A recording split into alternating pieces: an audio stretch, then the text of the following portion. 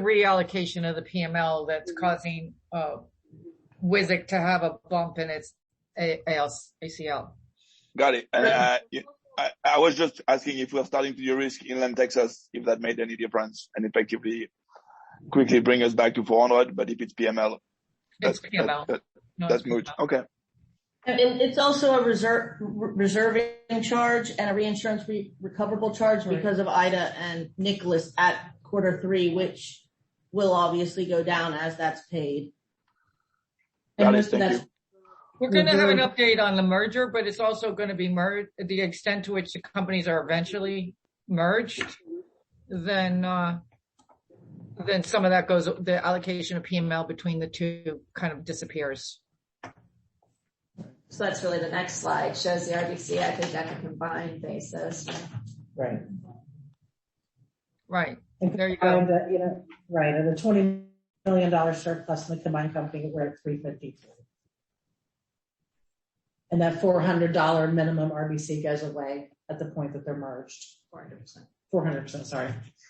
Boy, this is a big exclamation point around the benefit from a capital point of view of combining the companies. Yep. Certainly on an RBC basis, yes.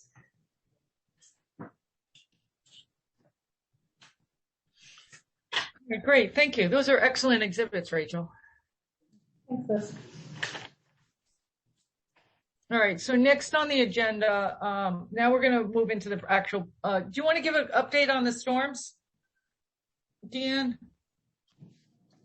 Sure, do we want to do that? Yeah, the next slide is an update on Ida, or I should say on the storms. I mean, as Mike and Millette already spoke to, there definitely is extensive damage in Louisiana, and I think what we're finding is, 100-mile-an-hour winds well inland, and for our claims team, we're seeing a lot of trees, large trees falling on homes.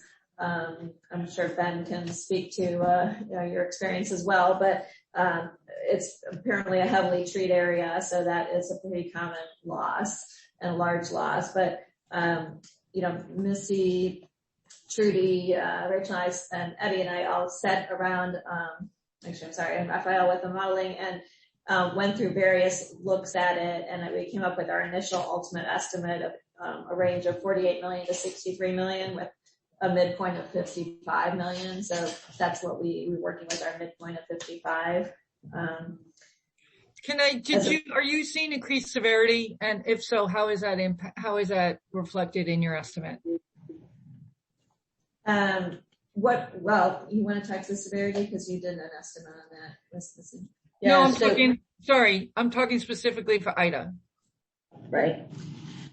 Right now, the severity on the initial reserves is sitting under 25,000. A lot of those are just initial set. But we do anticipate a higher severity. We took past events, we increased them by the 25% that we're sort of seeing in the ballpark, seeing in the construction increases.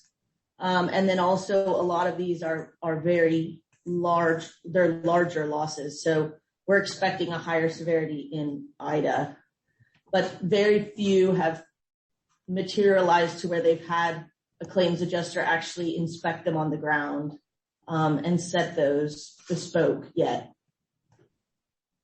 I mean, we're getting there. I think this last week or so that we had a lot more, but at the time we came up with the initial estimate, there's very little. But it's definitely, it's going to be a much larger average loss, certainly than a Nicholas, which is more claims, but smaller, much lower severity. Our net retention for Ida is $2 million. The billing's already been sent out to the reinsurers for the initial cash flow. So that's with Guy Carpenter and the reinsurers. Right? Yeah. We requested $25 million. So can I just ask, when I look at this chart, estimated gross loss, that's to you. Correct. So this is showing that your min-max was 747 from air, 962 from RMS. Your averages were 25, Karen Clark 32. and you're using 55. How do I string those? Because it looks like you've got three averages from the three models that range from 25 to 32, and you're using 55. And I'm sure that the reason is good. And in fact, I already divided 55 by 0.003, which is your market share. And it comes out to 18 billion, which is more or less in line with where the modeling firms estimate Louisiana had a loss. So that's refreshing. But how did you get to 55? Yeah, go ahead, Missy. We did a lot of different looks, to be honest. So we started off at like day 10 on a frequency severity basis. So as I said, we started with past hurricanes at 23 to 25, and we increased that as high as 35. We got to a claim count around between 1,600 and 2,200, where we were pretty comfortable with the 1,800. We mapped our exposures in the track of Ida, and we had just over 2,000. So we were pretty comfortable that we're going to have between 1,800 and 2,000. In past storms, we've seen a 20 to 25% close with no pay. So we know even if there's a claim, they're not all going to have a payment. So we were pretty comfortable with that 18 to 2,000 range. And so we have a range on a frequency severity basis of 48 to 70 in a very extreme situation. And then, as you said, we took the modelers' total estimates and applied the 0.3% market share and got to between 50 and 80-ish, but the 80 includes offshore. It includes some perils and coverages we don't have. So we went to the low side of that range. Actually, the models running through our exposure is the lowest estimate we have. So we put less weight into that, also knowing that we would need to load those models for loss adjustment expenses.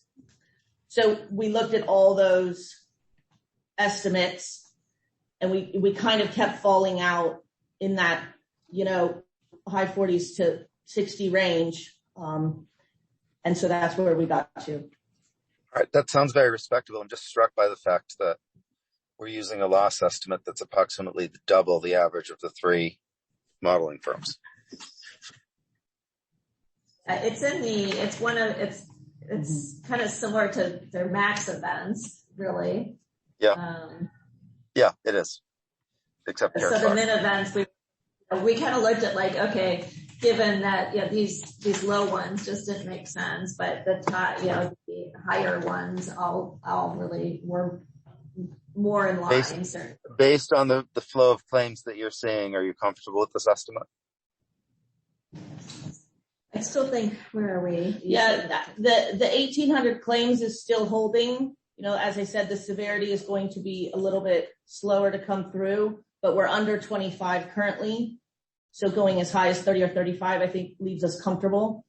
As of the 1,800 holding, how many new claims are you getting in a day at this point? I don't have the daily number. As of now, we have just under 1,600, and using past large events, we were 90% reported by day 23 that we're at now. Well, I would toss another item in the pot for you, which is that unlike Katrina, I've watched this day to day. At this moment, I believe that essentially all the power in Louisiana is on. And it was all on in New Orleans and Baton Rouge a couple weeks ago. So this is nothing like that, and to me, a situation where you have power on and roads are open, you will get your claims in faster. Sorry, the 90% is based on our claims. Yeah. Not Katrina, not an industry Katrina percentage. Got it. No, I'm just saying that this couldn't be more different. I was in Katrina in December of 2005, 3 months after the storm. And at that point, large sections of the city were without power. Large sections of the city were still abandoned. and the city still looked like a ruin.